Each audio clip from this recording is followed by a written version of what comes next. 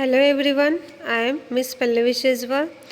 In this video, we will discuss on Lagrange's mean value theorem. So the contents, first we see introduction, then statement, geometrical interpretation and example based on LMVT theorem. See the introduction.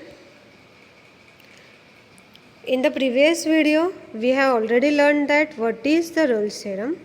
Rolle's theorem is a special case of the mean value of theorem which satisfies certain conditions, whereas Lagrange's mean value theorem is the mean value theorem itself, or it also called as first mean value theorem.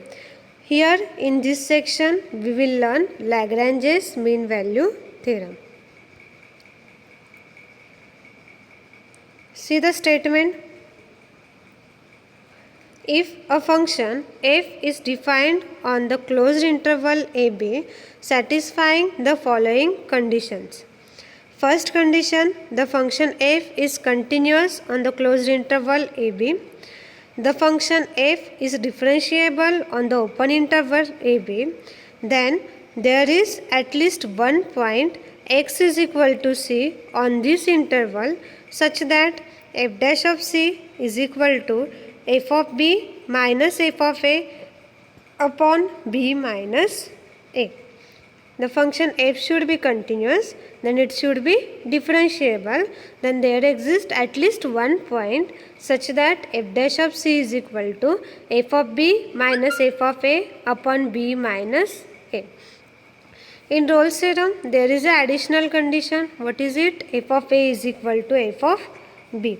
Otherwise, two conditions are same.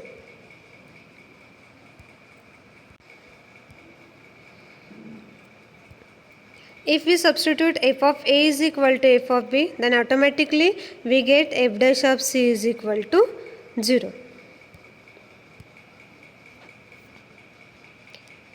Next, see the geometrical interpretation.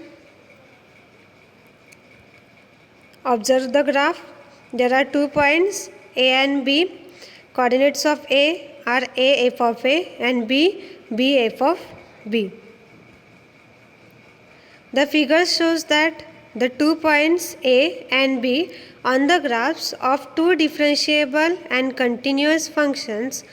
So, the Lagrange's mean value theorem states that there is at least one point P on the graph where the slope of tangent line is the same as the slope of secant line. Observe the graph again. The tangent is parallel to secant line. Therefore, the slope of tangent line is equal to the slope of secant line.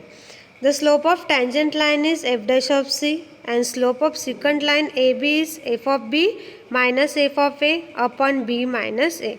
They both are same. Therefore, we get f dash of c is equal to f of b minus f of a upon b minus a. So, in this section, we see the geometrical interpretation of LMVT theorem. See the example based on LMVT theorem. First example, check the validity of Lagrange's mean value theorem for the function f of x is equal to x square minus 3x plus 5 on the interval 1 and 4. If the theorem holds, find a point C satisfying the condition of the theorem. We know f of x is a quadratic equation, therefore it is continuous and differentiable on closed interval 1 and 4. Hence, we can apply Lagrange's mean value theorem.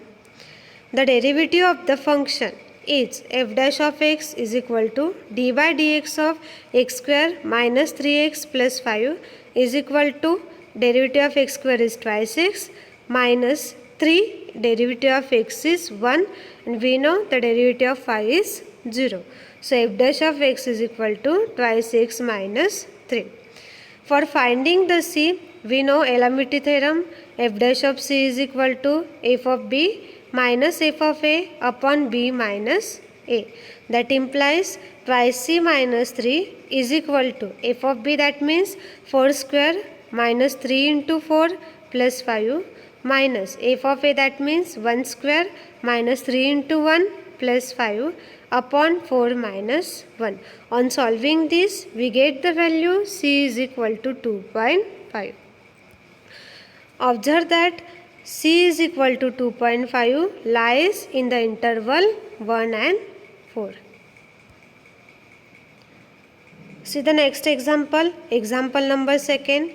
Check the validity of Lagrange's mean value theorem for the function f of x is equal to sin x on the interval 0 pi. If the theorem holds, find a point C satisfying the condition of the theorem. Sin x is a trigonometric function, therefore it is continuous and differentiable on interval 0 and pi. Therefore, hence we can apply the Lagrange's mean value theorem. The derivative of sin x is cos x, that is f dash of x is equal to cos x. For finding c, we use the Lagrange's mean value theorem. F dash of c is equal to f of b minus f of a upon b minus a. Cos c is equal to sin pi minus sin 0 upon pi minus 0. Sin pi is 0, sin 0 is also 0. That implies cos c is equal to 0. We know, therefore c is equal to pi by 2. We can see that the point c is equal to pi by 2 lies in the interval 0 and pi.